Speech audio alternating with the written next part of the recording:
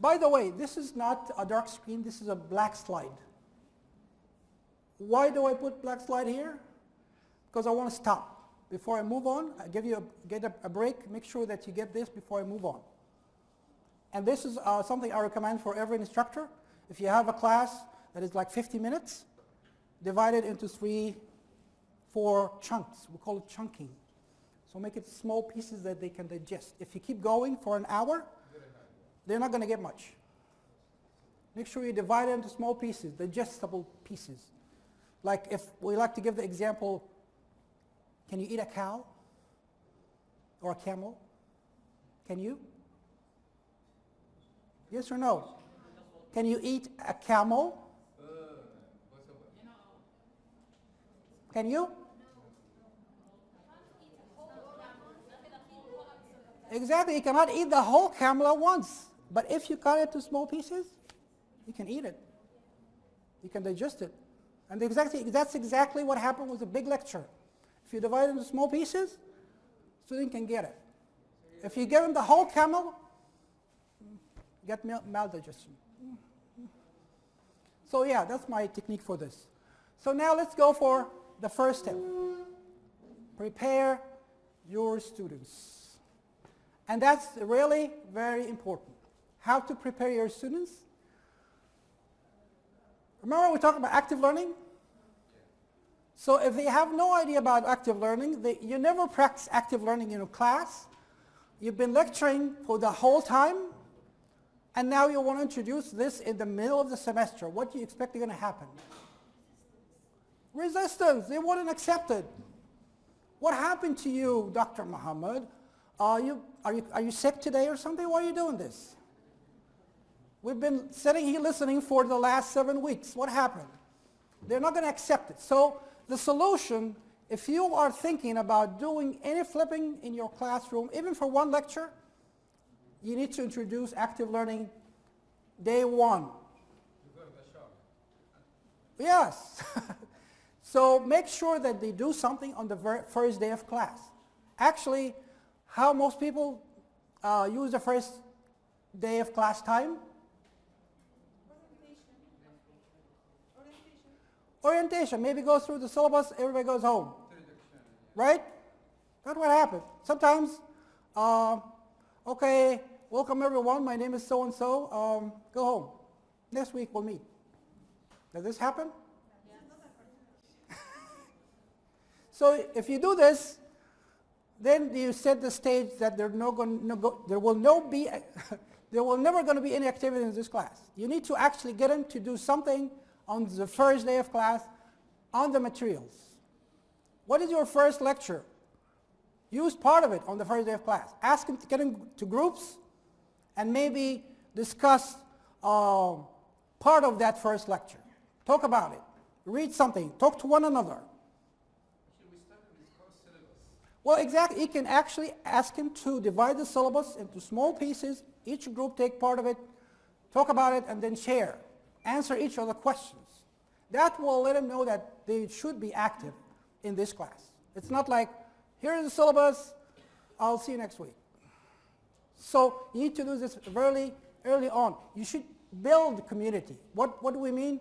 You need to get them to know each other, to get into groups. Learn their names.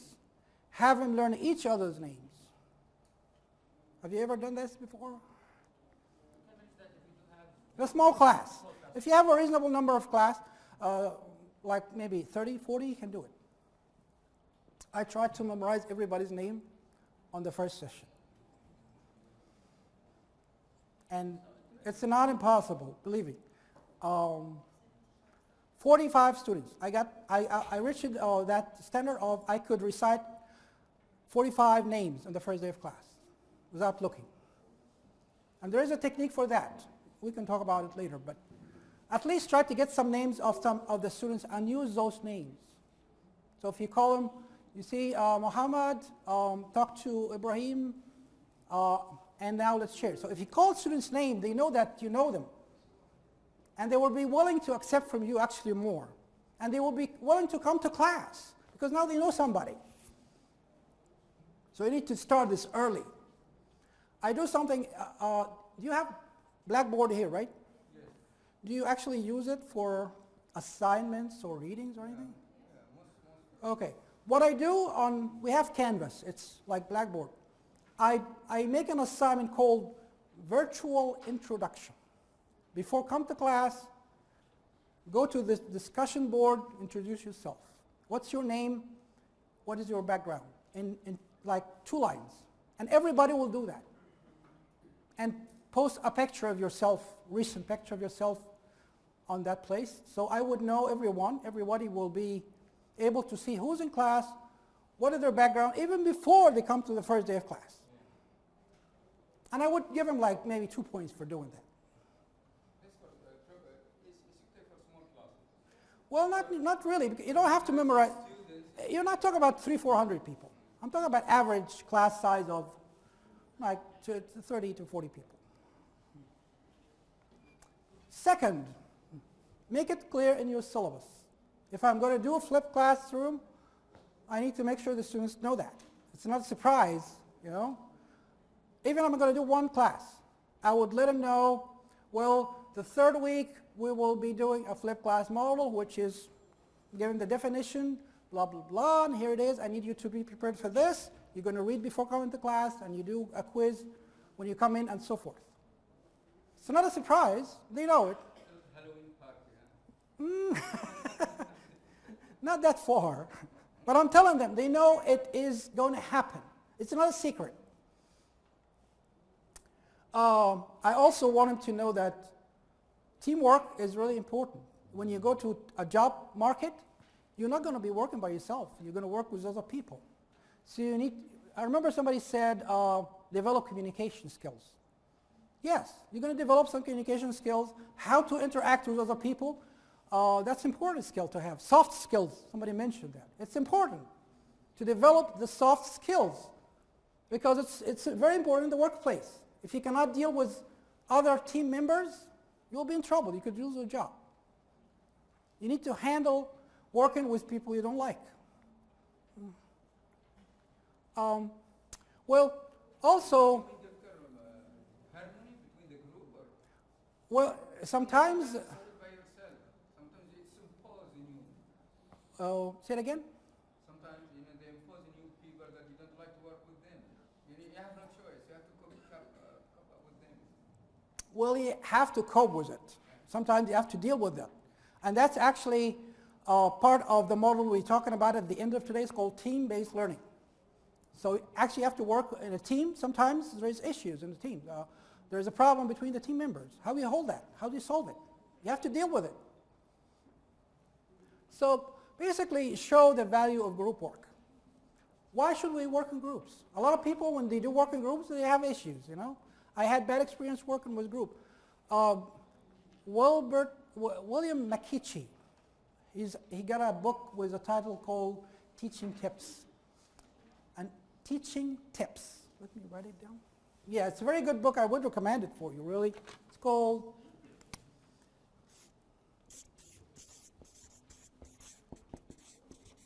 Teaching Tips. It's like tips like advice, but small ones. So the whole book is about all tips before you start your class until the last day of class. And actually it's on the 15th edition now. So there have been 15 editions in this book. It's been really well used. So he's a psychologist. Anybody here from psychology? Anybody from psychology department? No? The reason I'm asking because when they asked him in his book, what is the best way to teach? All psychologists will have one answer for any question. You know what is it? It depends. If you ask him any question, said it depends. It depends on what? It depends on the type of students, it depends on the level of the students, it depends on the contest, it depends on a lot of things. But the second best method for teaching is that the students teaching one another. The students learn a lot from one another.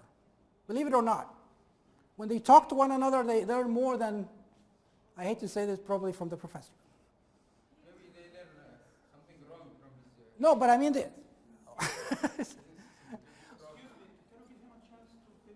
That's fine. I mean, yeah. No, that's fine. That's fine. No, no problem. That's okay. That's okay, guys. No problem. No problem. That's all right. Let's cool off. Let's let's go. Let's go. That's communication, my friend. That's all right. That's all right. You cannot limit me. You cannot That's fine. limit me and your friends. So yeah, the thing is, That's communication. That's the issue. sometimes when they talk to one another, they feel more comfortable talking to the whole class. So if I ask, remember what we did? We started with here with activity. I asked you to think and write individually, right? And then asked you to do what? Pair first. Pair with somebody, share what you got, and then share with the whole class. What happens when you pair with someone? You feel more comfortable because now if I ask a question, what happened when you ask this question in class? Is everything clear? Do you have questions? What happens? Do they actually answer at all? Sometimes they're quiet, or they just nod, right? But you're not sure. When they talk to one another, they feel more comfortable to share. So if you have a question, talk to your neighbor, and then you can ask this question. So you feel, I'm not stupid. I'm not going to make a fool of myself. Now because my neighbor is okay with this question, it doesn't look like a fool question or like a stupid question anymore. If you think it's right and I think it's right, then I can talk to everyone without feel like I'm going to embarrass myself.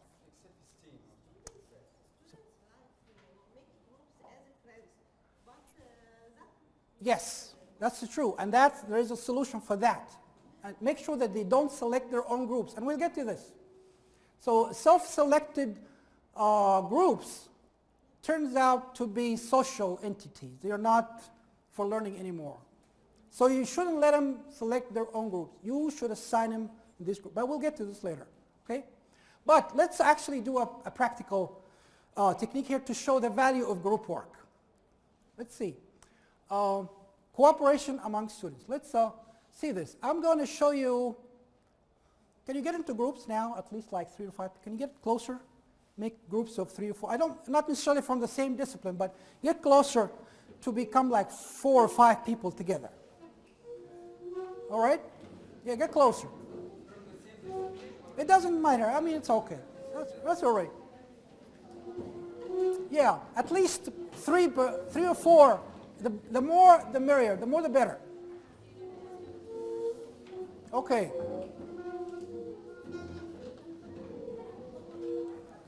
All right. All right. Are you ready? Ready? Ready yet? All right. Yeah, I need your full concentration. I need you to fully concentrate because I'm going to show a picture of some logos.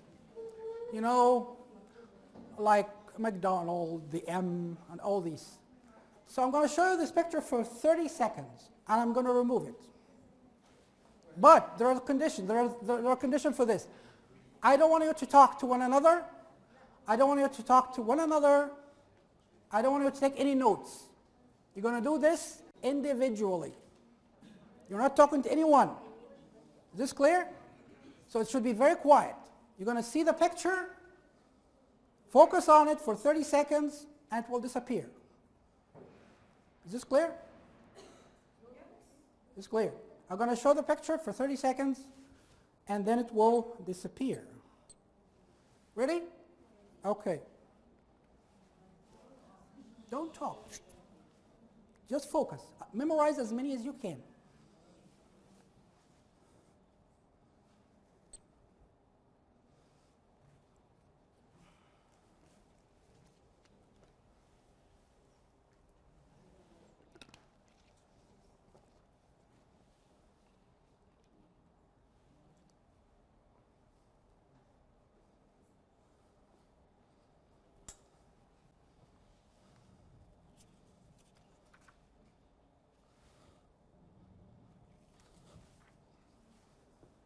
Okay.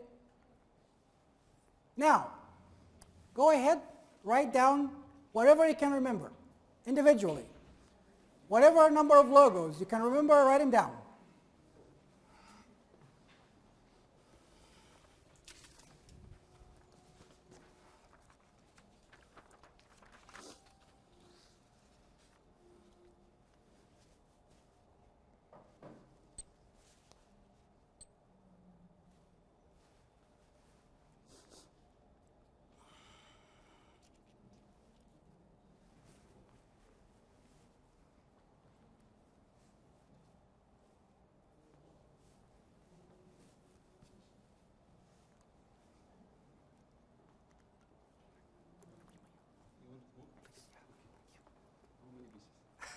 Maybe 2, 3, 4.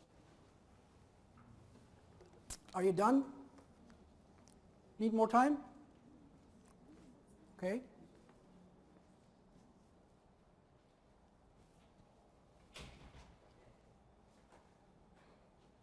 Well, in your group, if you're done, now I want you to combine all the answers. See, compare each other without repetition. Right? So if you have the same logo, record it only once. Record it once. So combine all the different ones together. Consolidate all of them on one sheet. Yes, but without repetition.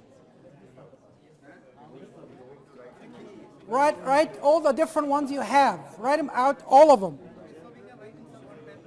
Write them all on one piece of paper, yes. So start recording. Write all the ones you have without repetition, without replicas.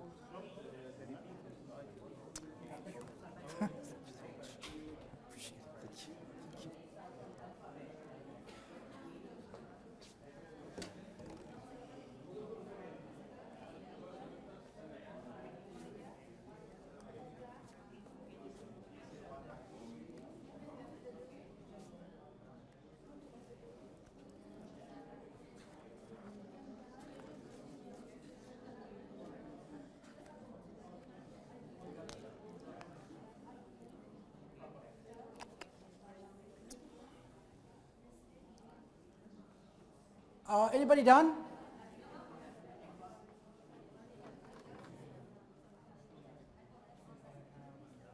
So what is your average individual score?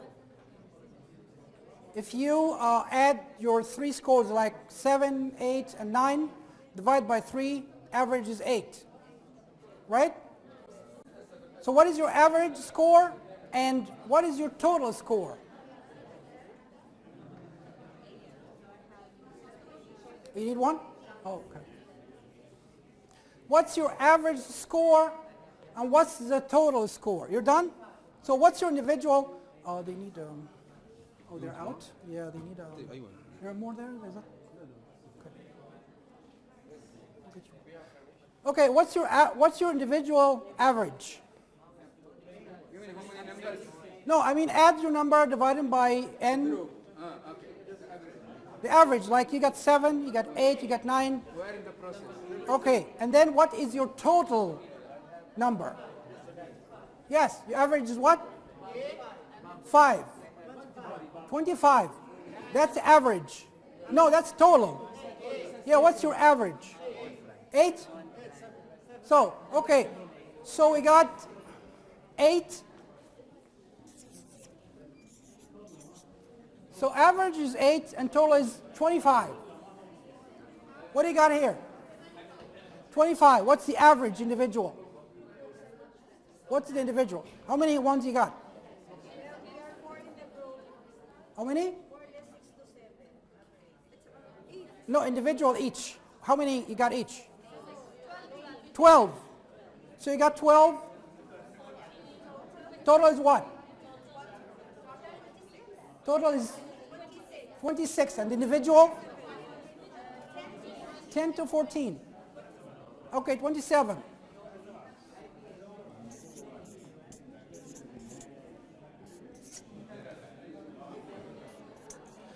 Okay, so what's the point of this? So everyone, let me get your attention. So what's the point? You see, individual average is like 8, 10, or 14. This is too much, actually. 14 is great. Average is usually 7 to 8, right? But what is the group score? 38. You see, individuals are 8 to 10, groups are 25 to 30 something. What does that tell you? What? What's your group? 20. 20 is individual? Total. Average is 7. You see? That's what I'm saying. So the point of this is simply that teams or groups 98% of the time will outperform the individuals. As an individual, you got 8. As a group, you get 25. So what is this telling you? There is a value for group work. There is a value for group work. You see it or not? You get it? So working in group has its own values, really. Everyone will contribute to that. And I'm going to show you the picture one more time, because sometimes people start to imagine things. Make sure that you got them right, right? You did not write something that doesn't exist. But let's share real quickly. Some of you would start like this. I'm going for cars. Other people going for food. Some people will start from down here diagonally. Some people will go all over the place because this are different. Everyone will get his own way, and we all will contribute to the end result. So the end result is usually much better because of the diversity. If we are all the same, and that's not real, it's going to be the same average, but it's not. Everyone got different ones. We did not have the same exact ones for every member. That never happened because we're different. We have Common things, but it's not exactly the same. So that's the value of group work. All right, another black screen. What does this mean? Let's recap real quick. What happened in this last couple minutes? What did we talk about? Teamwork. Before that, want to step back? What's the first step in flipping your class? I can't hear. Prepare students. Remember, this is the first step in your model. How to prepare students? That's one thing. Yes, make sure there is active from day one. Put in the syllabus. Orient them.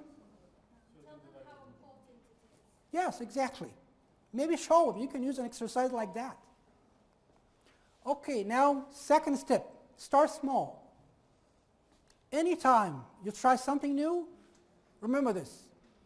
Don't get too excited and jump right into it. I'm going to flip my whole class. No, I wouldn't agree with this. Start small. What do we mean by start small? I would flip part of a class, a lecture. Or if I'm too excited, I could do the whole one lecture. Then I would go a little step higher. So go for one module. A module may be multiple lectures, several lectures. And then I would go several modules, 2, 3 modules. And then finally I would do the whole course.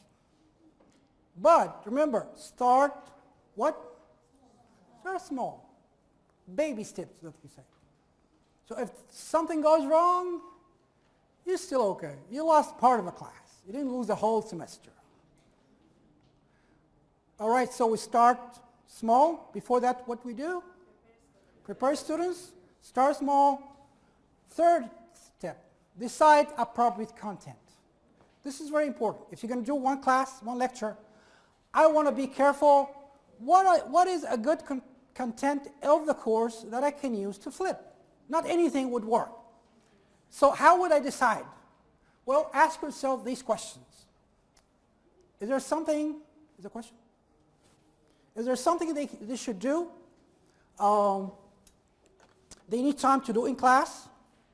Is there something that you feel like a very difficult concept?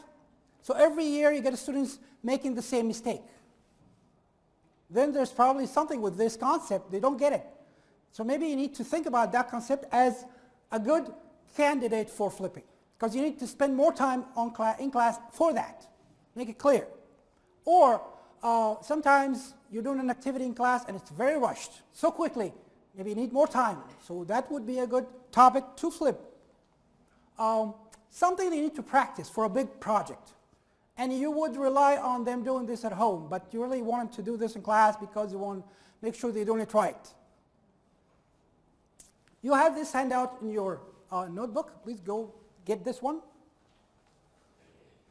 This tells you from the easiest concept on top, the ones you really don't need to flip. This stuff you can teach in class, no problem. Going all the way to the bottom, these are the things we just talked about. So, I want you to think of a class you teach. Everybody's here teaching this semester? I mean next semester? Everybody is? So can you think of a course you're going to be teaching now? Think of a topic that would, one of these would, at the bottom, would apply to it. Things that students struggle with, a concept they usually have difficulty understanding. Something you taught for several years, several semesters, and you think every time they're making the same mistake. Think of that and write it down in your handout wherever it fits. Go ahead. I'll give you 2 minutes. Think of a topic actually from your course that you think it may be. I can flip it. Sorry? It's in your handout. Well, sorry about that. Well, I'll go back. Well, here it is. One of these items. Think of something they struggle with, something you need to spend more time in class doing it. What is that could be? What topic? From your own course. Is this clear? Write something down. I needed that thing. I need you to write something down because we're building on this for the next step. So find a topic and write it down. Think of a topic that you would think it would be appropriate for flipping. What would that be from your course?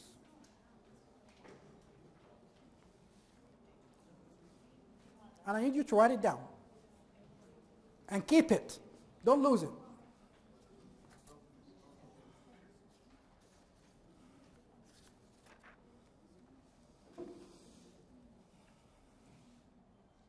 Everyone should be writing something down now. I need you to write a topic. Think of a topic that is difficult, that they need to spend more time on, that they prepare them for something bigger, a project.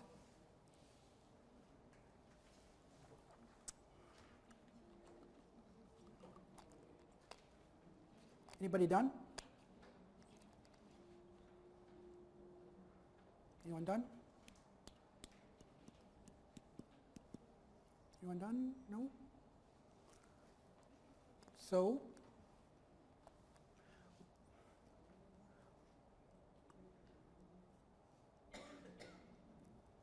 if you feel comfortable to share this with somebody next to you, go ahead and do that. Talk to somebody next to you. Convince them why am I choosing this topic? Go ahead. Justify why I chose this topic. Why would it be appropriate for flipping? Go ahead. Talk. I will not ask you to share, but just talk to one another.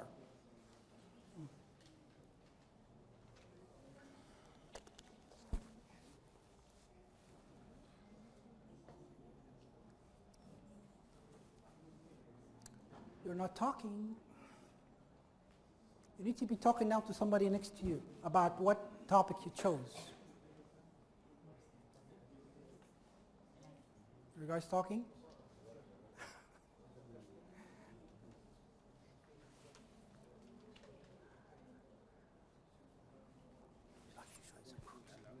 No, I want you to join. Join others. Come closer. Yes. Yeah. Grab your seats and get closer. Yes.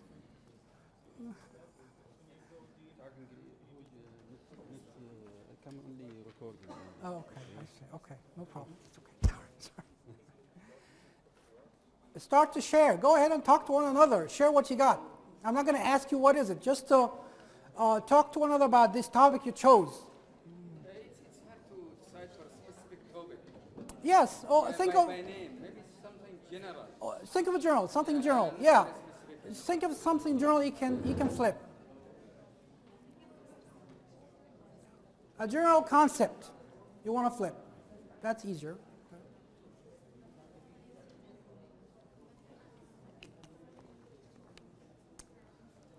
The handouts were very small. I know we have a break for the minute. Yes. What do you need? No? What do you need? The handouts were very small. They printed very small font. They couldn't see them. Some of the handouts. This handout right here. When it was Very printed, small, it was printed very small. Right. That's okay. I wanted him to use right on it, but they couldn't see it. No, I mean in the handout, the printed paper. But it's fine. It's all right. No problem. You guys talking?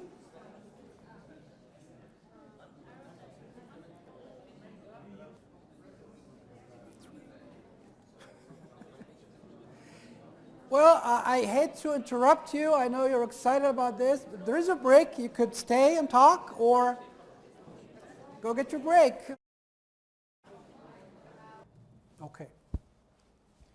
So so at the first part we talked about the definition of flipped learning, what it means.